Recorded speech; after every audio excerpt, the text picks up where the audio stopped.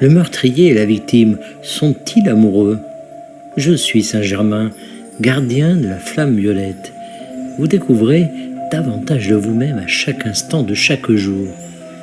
Voyagez simplement à travers ce que vous appelez la réalité spatio-temporelle afin de découvrir davantage qui vous êtes et ce que vous êtes. Vous êtes tout cela. Vous êtes tous des vibrations, toutes des fréquences. Vous avez en vous un noyau qui est amour inconditionnel. C'est le cœur de qui vous êtes et de ce que vous êtes. Et pourtant, vous faites l'expérience de tout ce qui existe dans la création comme un aspect de cet amour inconditionnel.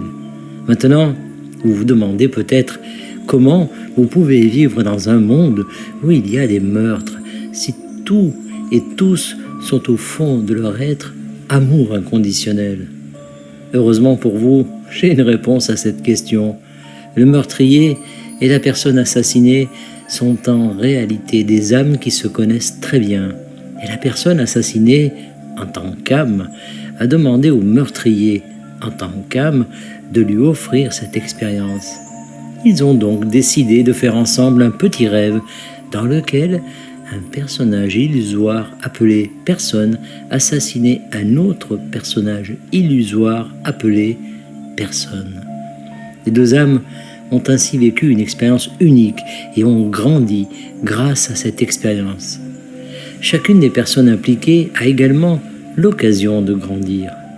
La personne assassinée peut vivre cette expérience avant de mourir réellement, si elle vit la mort pendant un certain temps, peut-être même quelques secondes seulement. Mais elle aura l'occasion de grandir pendant ces quelques secondes ou minutes où elle sait qu'elle va mourir et qu'elle a été assassinée.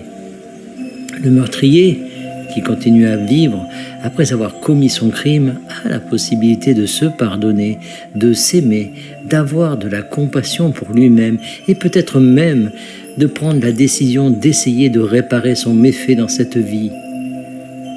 Il peut en fait découvrir comment il s'est engagé sur la voie qui l'a conduit à devenir quelqu'un capable de commettre un meurtre, et il pourrait aider d'autres personnes à éviter cette voie à l'avenir.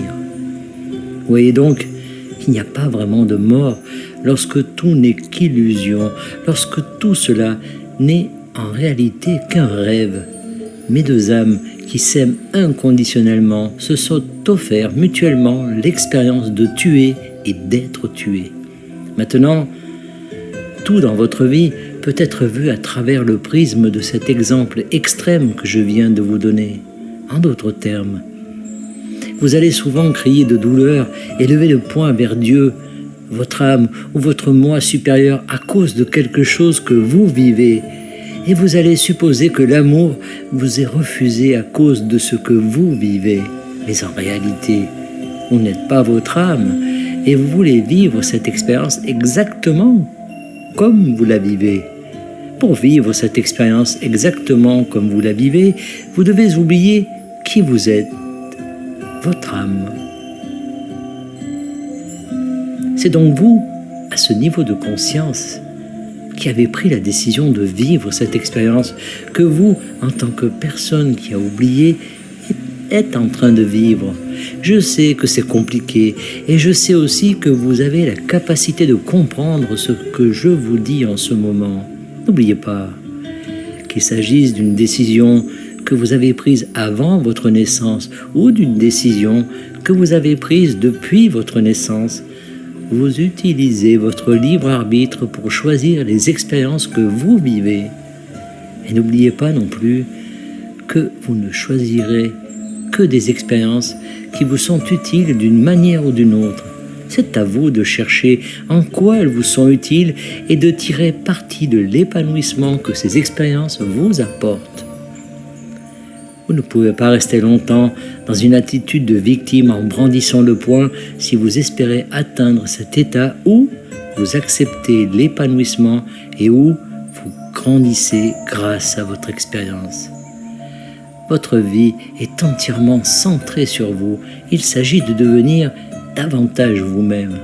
Et plus tôt vous accepterez votre vie telle qu'elle est, ainsi que toutes les circonstances de votre vie, plus tôt vous pourrez accepter l'épanouissement et grandir, et mieux vous vous connaîtrez en tant qu'âme que vous êtes véritablement. Et c'est cela, le sens de votre vie, quelles que soient les circonstances actuelles. Encore une fois, je sais que vous pouvez y arriver et que vous pouvez comprendre cela. Et je sais que vous êtes tous prêts à entendre tout cela. Et c'est pourquoi je vous le transmets à chacun d'entre vous en ce moment même. Je suis Saint-Germain, gardien de la flamme violette, canalisé par Daniel Scranton. Merci de partager au plus grand nombre